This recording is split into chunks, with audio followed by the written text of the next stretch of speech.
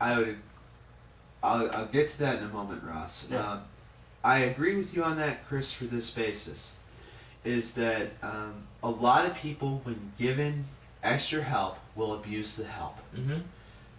And it's entirely on an individualized basis how people use that help. Well, I understand not all, but he's talking about a very general statement. Yes. It's like when we were talking about last week with Adam, and Chris wasn't here, about the autism drug, right? Yeah. And he was being very specific, and he hated the fact that it sounded as if we were saying to him that he was going to force people who didn't want to be using this drug to use this drug, when we were just saying that there may be people who are helped. The kid that Adam referenced would likely do a lot better on this, right?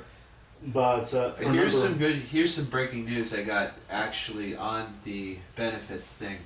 They're now drug testing people who apply for Social Security. Really? That's good news. I heard this. I don't know about that, actually. I heard about this actually from someone who works the human services sector. And apparently they're now going to start drug testing people in order to thin out who gets Social Security and who does not. So it doesn't matter necessarily if you paid into the system, apparently. Apparently. Yeah. It's just it's there again. It's here. They can't raise the age any further up, apparently. They can't print enough money to continue the Ponzi scheme looking good. So now they're going to start denying benefits to people. It is classic. Yes, I'm basically reporting what I've been told. Yeah. Now, of course, that's whether it's true or not, but since you were just told it, Right, but I'm going to have to double check with her on that to verify it, but... See if it's real. Yeah, but that's basically what I've been told. Alright. Anyway, and that's all I got. Okay. Some very quick stories here. Geert Wilders and your Dutch government after support of anti-Islamic party triples. They call it the Freedom Party. I wonder if it's like Harry Turtledove's Freedom Party, but I didn't get into much detail on it, so that's all I had to say. Oh, that's right. Isn't he the alternative history writer? Harry Turtledove? Yes. Yeah, he is one of them, yeah. Officials. Taliban executes boy 7 years old for spying. Whoa.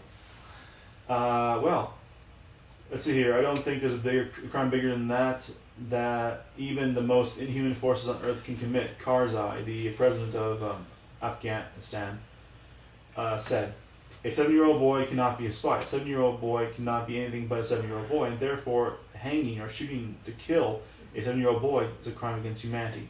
Well, at the very least, a crime against the boy who died. Yeah, it's certainly horrible, but to say he can't be a spy. Yeah, that's kind of... He's certainly capable. I mean, if they wanted to recruit children, I mean, I mean, come on. After all, they did use women as spies. All right. A bit of good news, horrible, though. killing them up. Yeah. Bit of good news, though. Interracial marriages are at all-time high. Yeah. Why is that a good thing? You guys say it's a good thing, goddammit. Yeah. I'm not going to dispute that, Ross. I agree with you, man. I agree. Kind of the funny kind of standpoint. The actual title is Mystery South Carolina Nominee Has Pending Felony Charge. But Alvin Green has been on the phone all day. This is the man who's a South Carolina nominee. He beat out He's beat out the other contenders for the Democrat Senate primary, and he ran, and basically all he did was basically put money forward to be on the ticket. Yeah. He did not run any public campaign, no events, no signs, no debates, no website, no fundraising, and he beat out every Democrat in the room. Seems like something rotten in Denmark. Yeah, so his supposed crime, more or less, was apparently showing up seeing photos to a South Carolina college student and suggesting they go to her room. Green is a 32-year-old unemployed military veteran who lives with his parents. Huh. Well, okay. Unemployed, damn it. He needs a job. There's worse things to be than try and run for Jim the Mince seat. one-size-fits-all government. This is just basically something that John Stossel made mention of. I'll read the first part here, and then read her punishment. A Nevada woman named Michelle Lynn Taylor kissed a friend's 13-year-old child, forced him to touch her breast, and asked him to have sex with her. And if I'd been that 13-year-old boy, I would have said yes. Of course. Yes. Uh-huh. But anyways, what's her punishment supposed to be? Because maybe some classes on you're not supposed to do this with underage kids, and maybe. Would you say the same thing sort of was a man instead of a woman? No. Okay. Right. You say that anyways now, but okay. Here's the shocker though. Nevada said the punishment is life in prison. That's screwed up. Yeah. No. I have some stories. Oh, I'm sorry. I thought you guys just sort of jumped in and you're like, story. I was trying to get these things quickly done here.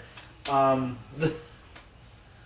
finish this one statement. I have another list here somewhere I else. have 3 stories. Man busted for traffic camera gets unique revenge on police department. He bought the URL. That's awesome. Off-duty cop shoots unarmed man 6 times for touching girlfriend's butt. Tyrone Brown, a 32-year-old former Marine. What's up with these former Marines who are 32-year-olds anyways? This is a much sadder thing, mind you, because he went out to go with his sister and one of her friends, and he decided he was going to take one of the trademark jokes a little too far. He glanced into a woman he probably thought was very attractive. He went behind her and touched her butt. Only touched her butt. Yeah. And then that's when police said the woman's companion, an off-duty Baltimore police officer, got into an argument and physical confrontation with Brown after they left the club Eden's Lounge. His sister there was no fight, and that her brother apologized and tried to walk away. What happened next is not in dispute. The officer pulled his department-issued Glock handgun and fired at the unarmed Brown 13 times from just a few feet away. What a wacko. Brown who was struck at 1:30 a.m. by 6 bullets in the chest and groin, fell to the pavement and died 45 minutes later at the Maryland Shock Trauma Center. The shooting by Gahiji A. Samba, a 15-year veteran of the city police force, has left his commanders publicly questioning whether the Eastern District Patrol officer legitimately thought his life was in danger before firing. No. Yes, they're left questioning the claim that an unarmed man trying to back away from a situation was threatening the life of a police officer. That's asinine. Yeah. Yeah, it's ugly. And, Chief, but here's a bit of good cop news. Chief Parks in a handicapped spot, noticing his mistake, he tickets himself. That's pretty for awesome. doing it. Hey, that's pretty amazing. You found a good cop story. I found a good cop story last week too. Mind you, it's like 1. Keep in mind, his website is Good Cops Gone Bad. That's his favorite website. Program. It comes up in my show prep. It's just other people finding it. Put it up there. Soldier arrested in the WikiLeaks classified Iraq video case. Army specialist Bradley Manning was arrested in connection to the April release of classified footage of a U.S. helicopter mistakenly shooting Iraqi citizens and a Reuters news camera to website WikiLeaks. It's funny too. They're going to punish him for basically blowing the lid off the fact that the guys knew that they were shooting on civilians. Yeah. Temporary custody. What's temporary custody? Temporary custody to the Hartford police apparently is for a burglary in progress is to take an unknown male suspect from a third floor of a Stony Creek townhome, and then have him treated later for a known medical condition, which apparently was being beaten. The funny thing about this was that the unknown male suspect was a 34-year-old African American who owns the house and had lived there for 4 years.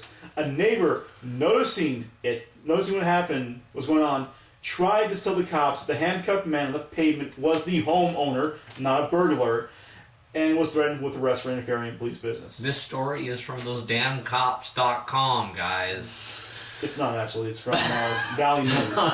But for the last little bit of the list here I do a little more, but I'll let Chris go on his things. Electric pollution can cause diabetes type 3. It's from naturalnews.com, and I didn't read it, so. Well, there you go. on Ruthers.